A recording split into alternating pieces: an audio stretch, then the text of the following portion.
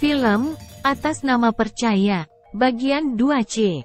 Ditulis oleh Dr. Samsul Ma'arif. Kasus komunitas Marapu dalam film adalah ilustrasi konkretnya. Jangankan merusak atau menjualnya, mengambil gambar dari dekat saja tidak diperbolehkan. Demikianlah salah satu bentuk kedekatan mereka dengan tanah dan teritorinya. Namun di stigma primitif, dituduh sesat. Dengan alam saja sangat peduli, apalagi dengan manusia.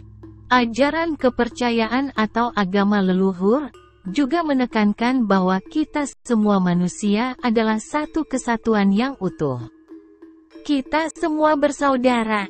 Ajaran tentang ketuhanan tentu tidak perlu dipertanyakan lagi.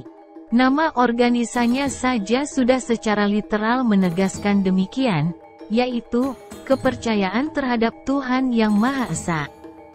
Terlepas dari kemuliaan ajarannya, penghayat kepercayaan harus mengalami diskriminasi dan bahkan persekusi dari aparat negara dalam sejarah panjang Indonesia.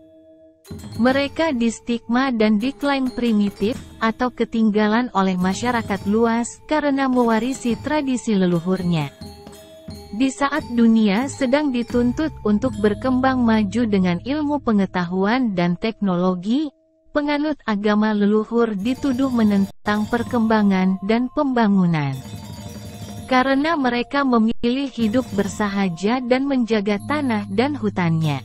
Di saat hutan banyak digunduli dan gunung ditambang untuk kepentingan ekonomi dan pembangunan, mereka justru melestarikannya.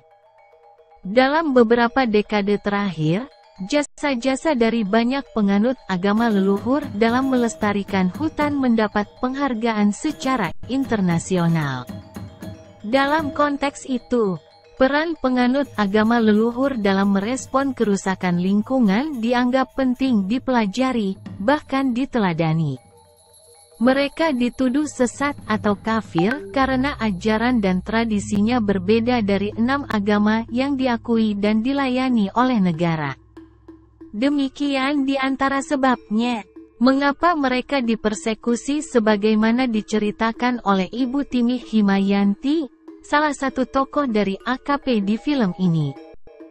Tuduhan sesat atau kafir seringkali tidak didasarkan pada pengetahuan yang valid. Dengan pandangan yang subjektif, misalnya seorang Muslim yang menggunakan perspektif keislamannya, atau Kristen dengan pandangan kekristenannya, dan seterusnya. Non-penghayat menjelaskan berbagai kekurangan penghayat. Tanpa dipelajari dan diteliti lebih dahulu, dan tanpa ditemui secara langsung. Penghayat dilabeli dengan istilah-istilah negatif seperti disebutkan di atas. Di antara sebab muncul dan berkembangnya stigma negatif terhadap kelompok kepercayaan atau agama leluhur. Karena ajarannya jarang atau bahkan tidak dipelajari atau tidak diajarkan. Masyarakat umum tidak mendapatkan pendidikan dan pengetahuan tentang kepercayaan atau agama leluhur. Sebagai warga negara yang sejatinya setara dengan warga negara lainnya, penghayat kepercayaan atau agama leluhur penting diketahui dan dipelajari. Kita semua perlu dan sangat penting untuk mengenali dan menghargai, dan bahkan mendukungnya agar mereka dapat terbebaskan dari diskriminasi.